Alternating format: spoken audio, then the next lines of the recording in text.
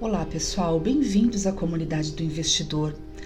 Nossa Universidade do Sucesso hoje inicia o 7º semestre e existe uma frase aqui que condensa, que resume esse semestre que vamos iniciar.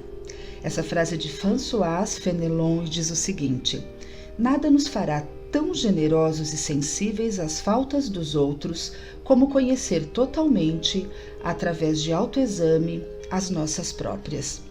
A lição de hoje é de número 31. Nosso professor é Dale Carnegie e o título da lição é Como recolher mel em lugar de receber as ferroadas da abelha.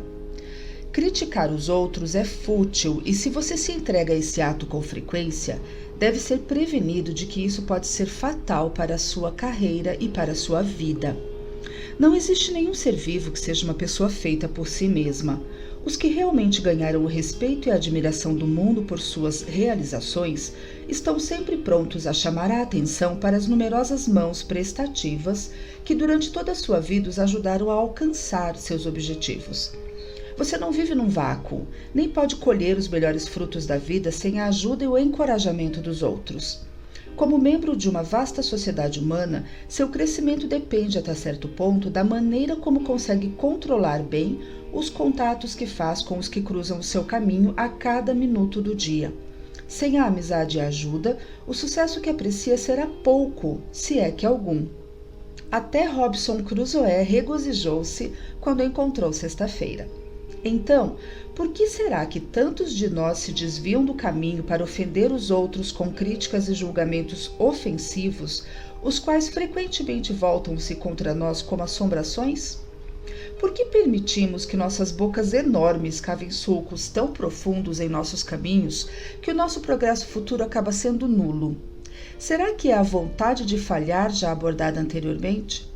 Talvez. Se sua língua ocupa-se em acumular inimigos para você, inimigos dos quais não precisa e que podem até prejudicá-lo, agora é uma hora tão boa como qualquer outra para cessar e desistir. Como seria triste se um hábito tão insignificante destruísse seu grande potencial? Esta importante lição é do livro Como Conquistar Amigos e Influenciar Pessoas, que permaneceu nos primeiros lugares dos best-sellers por quase 50 anos. Ninguém é mais hábil em ensiná-lo a como lidar com as pessoas com eficiência do que este escritor famoso, Dale Carnegie, que é o nosso professor de hoje.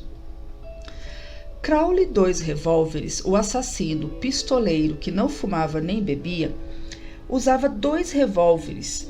Em seus atos, era um dos criminosos mais perigosos já encontrados na história de Nova York.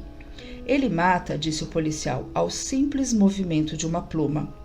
Mas como será que Crowley II Revólveres referia-se a si mesmo? Enquanto a polícia atirava contra seu apartamento, sabemos que ele escreveu uma carta endereçada a quem interessar possa. Na carta, Crowley disse: debaixo do meu sobretudo há um coração cansado, mas da espécie que não faria nenhum mal a ninguém. Crowley foi sentenciado à cadeira elétrica. Quando chegou na ala dos condenados à morte em Sing Sing, pensam que ele disse, é isso que eu ganho por matar pessoas? Não. Ele disse, é isso que eu ganho por me defender. Moral da história. Crowley II Revólveres não se culpava de coisa alguma. Será que essa atitude é rara entre os criminosos? Se pensa assim, ouça isto.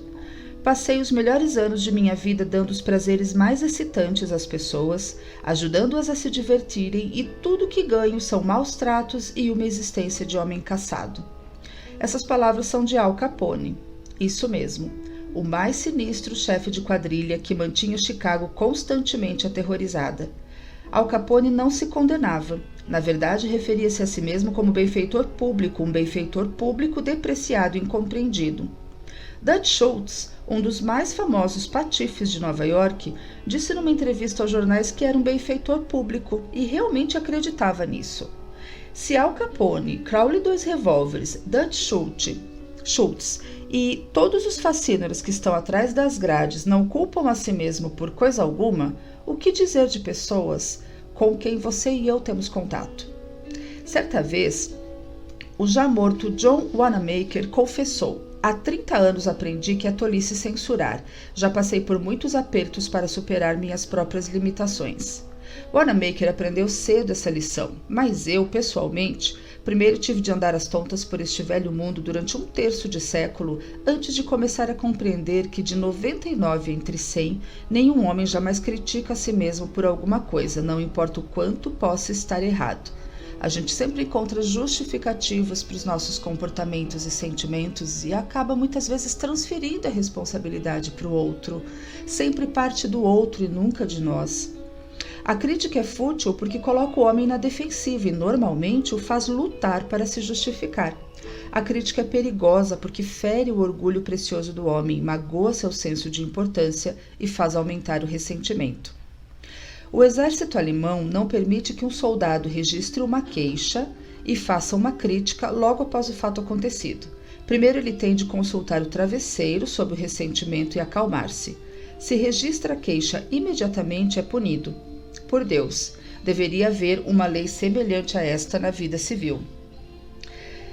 Esta é a natureza humana em ação, o transgressor culpando a todos menos a si mesmo. Somos todos iguais. Portanto, quando amanhã você e eu formos tentados a criticar alguém, devemos nos lembrar de Al Capone, Crowley 2 revólveres e Albert Fall. Imaginemos que as críticas sejam iguais a pombos-correio. Sempre voltam para casa. Imaginemos que a pessoa a quem vamos corrigir e condenar provavelmente justifique-se e nos condene em troca. O que a lição de hoje nos traz, pessoal, de maneira muito sintética, muito resumida, é que esse comportamento, esse hábito, consciente ou não, que temos de criticar o outro, de julgar o outro, sempre se volta contra nós. Porque dificilmente o outro vai acatar, vai aceitar e reconhecer em si mesmo os erros dos quais está sendo acusado ou criticado. Vai, na verdade, nutrir, criar um ressentimento profundo por nós que o criticamos ou que sinalizamos algo que no nosso entendimento é negativo nele, e esse ressentimento vai ser alimentado ao longo da vida e vai retornar para nós como pombos-correios. Então a crítica, ela acaba sendo um bumerangue. A gente não atinge nunca o nosso objetivo, que seria de mudar o outro, que também é bastante questionável, porque o nosso principal objetivo deve ser mudar a nós mesmos. A mudança só é possível em nós nunca mudamos ninguém externo a nós, porque a mudança vem de dentro para fora, então é uma decisão pessoal, intransferível.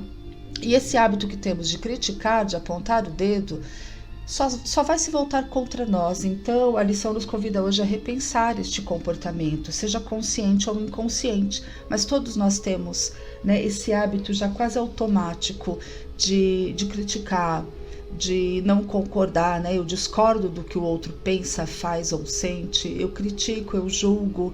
Então é um momento de repensarmos. Seguindo então, você conhece alguém que gostaria de mudar, de ajustar, de melhorar? Ótimo, isso é muito bom.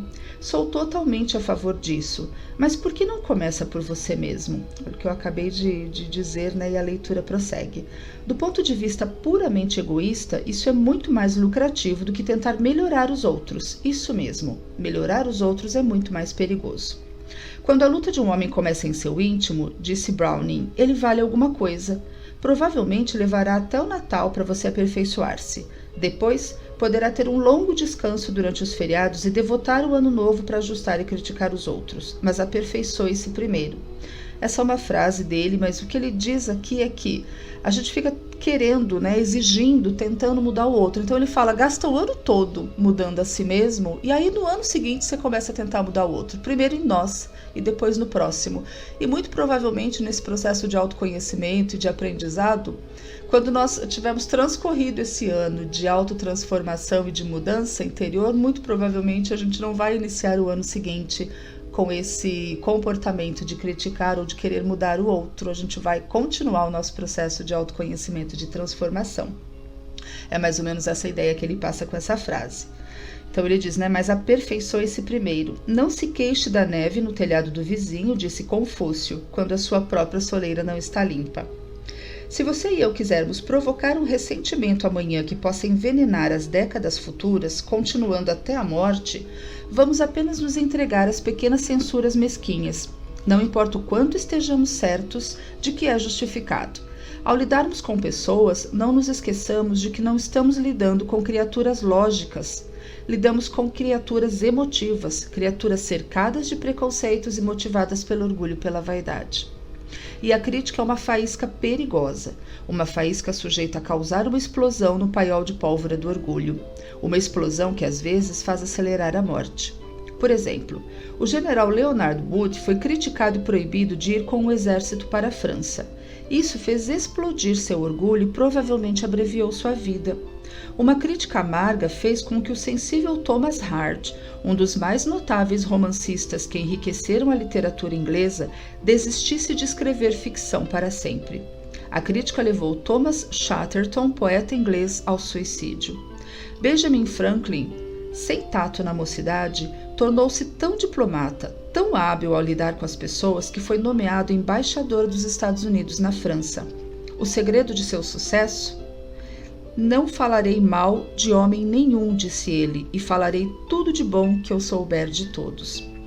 Qualquer tolo pode criticar, condenar e se queixar, e é o que a maioria dos tolos faz.